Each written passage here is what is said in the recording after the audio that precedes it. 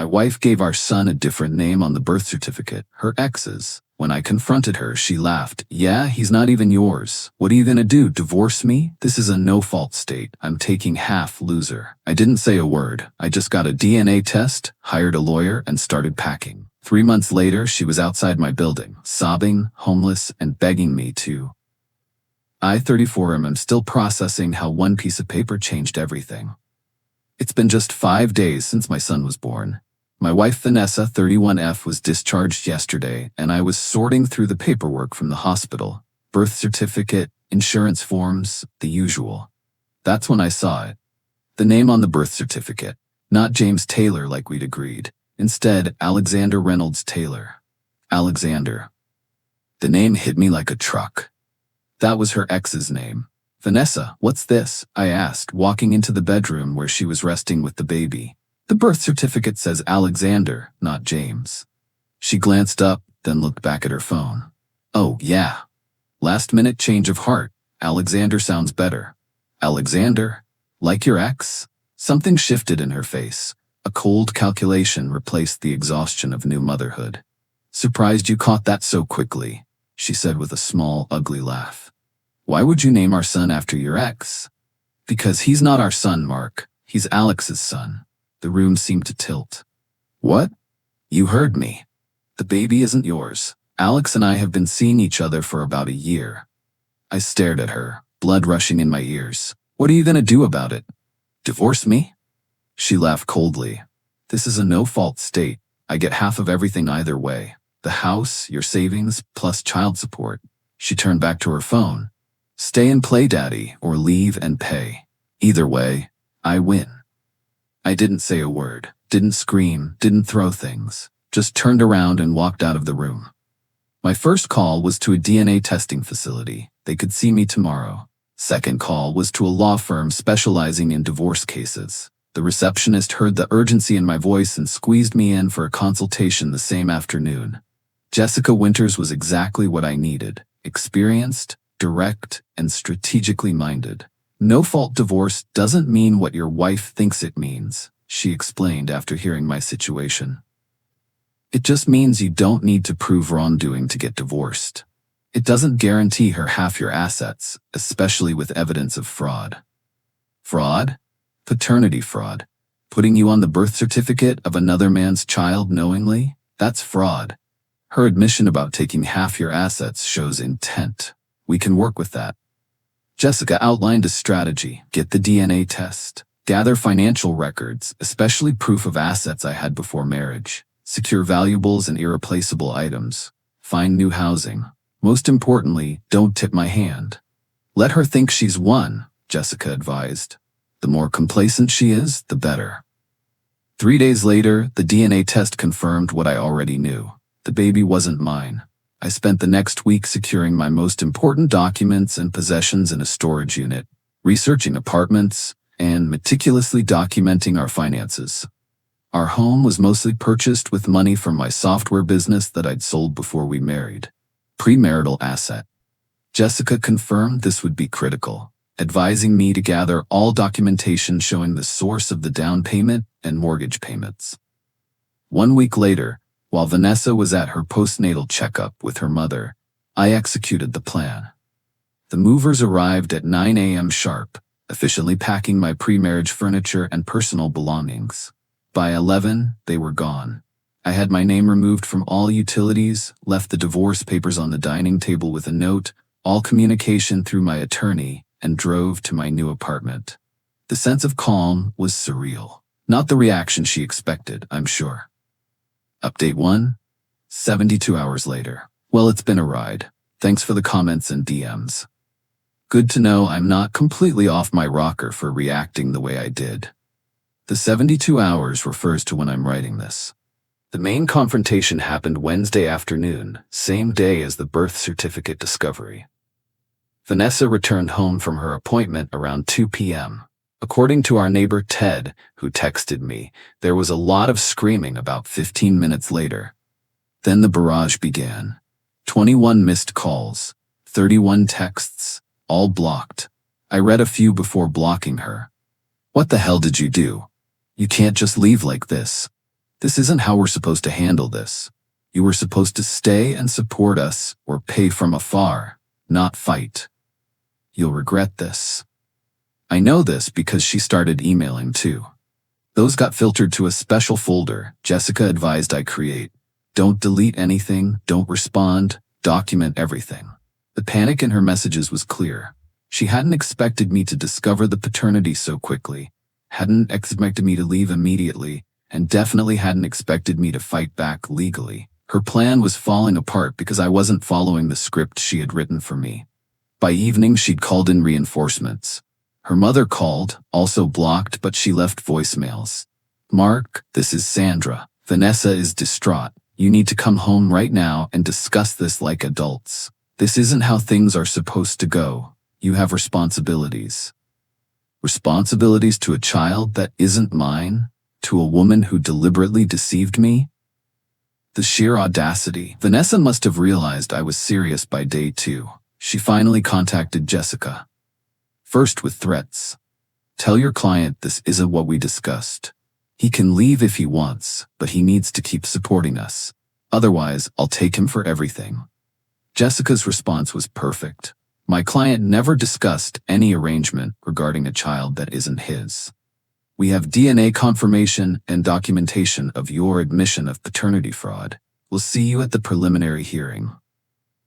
That changed the tone quickly. By yesterday, Vanessa was begging to know where I was staying, claiming she just needs to talk. When that didn't work, she sent her sister Diane to my office. Diane cornered me in the parking lot. Mark, you need to go home. Vanessa made a mistake, a horrible mistake. But this isn't how things were supposed to go. You were supposed to leave amicably and support them, not fight her legally. Not my child, Diane. Not my problem, I said, finally understanding the full picture. That doesn't matter. She told you she'd let you off the hook for actual fatherhood duties. She just needs your financial support. She can't do this alone. So that was the plan? I either stay and raise another man's child, or I leave but still pay for everything. Then why even tell me the truth? Because she thought you'd be reasonable. She thought you'd understand the situation and do the right thing. The right thing being continuing to fund her lifestyle while she raised her lover's child. The entitlement was staggering. Please leave before I call security. You cold bastard, she spat.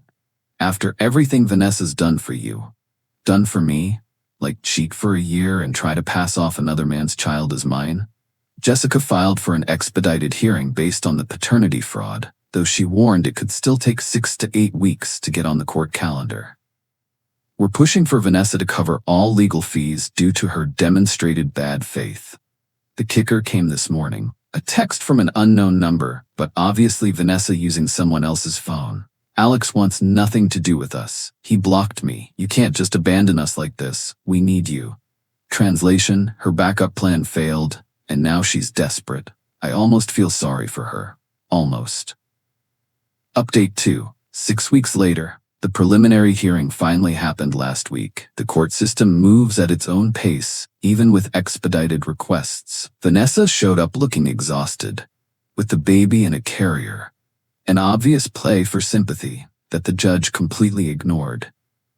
Her attorney seemed unprepared for the evidence Jessica presented. The DNA test, documentation of Vanessa's admission, and a financial breakdown showing that 80% of our house was purchased with my pre-marriage assets. The judge wasn't impressed with Vanessa, especially after Jessica played a voicemail Vanessa had left for my brother, not knowing we weren't close. Tell Mark he's making a huge mistake. I'll drag this out until his lawyer bills bankrupt him. He'll regret this. That's when the judge ordered a freeze on marital assets and scheduled an expedited final hearing in 45 days. He also ordered Vanessa to provide a complete accounting of all spending since our separation and to vacate my home office, where I had equipment for my consulting business. While this is a no-fault state, the judge stated, the court does not look kindly on attempts to manipulate the legal system through fraud or bad faith actions. Outside the courtroom, Vanessa tried to approach me, baby in arms. Mark, please. You know me. We can work through this. I just kept walking, Jessica beside me. All communication through counsel, she reminded Vanessa. You'll regret this. Vanessa called after us. This isn't just about you and me. This is a child. A child whose actual father you should be contacting, Jessica replied without breaking stride. Over the next week, things escalated. Vanessa was ordered to return my work equipment, but claimed some of it had been damaged in an accident.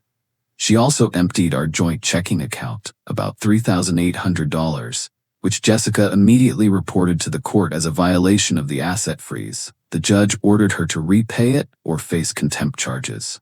Then last week, she somehow got my new address, likely through a mutual friend who thought they were helping, and showed up, pounding on the door, baby crying in her arms. Open the door, Mark. You can't hide from your responsibilities. We need to talk. I didn't open the door, just called building security while recording her through the peephole.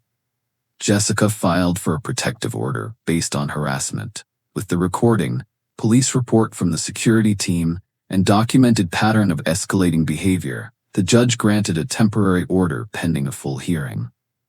Meanwhile, I've been rebuilding.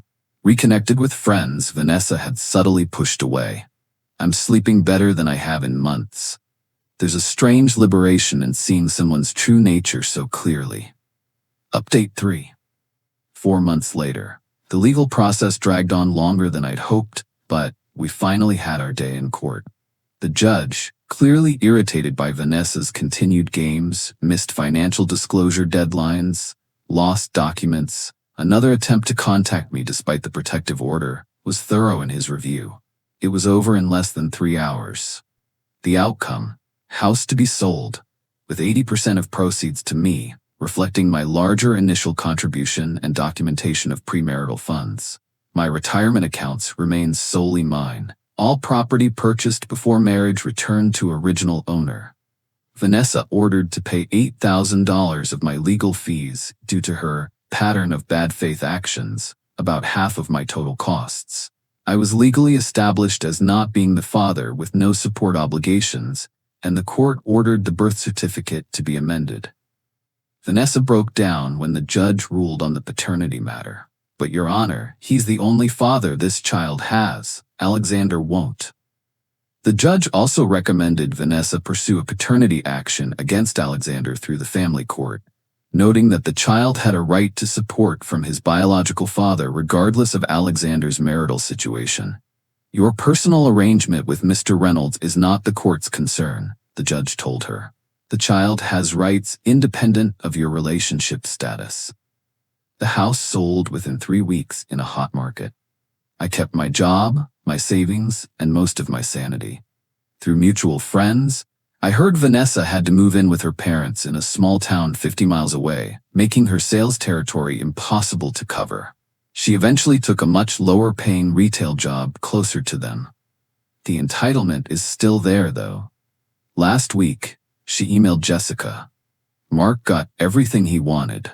The least he could do is help me with a down payment on a condo. After 4 years of marriage, I deserve something.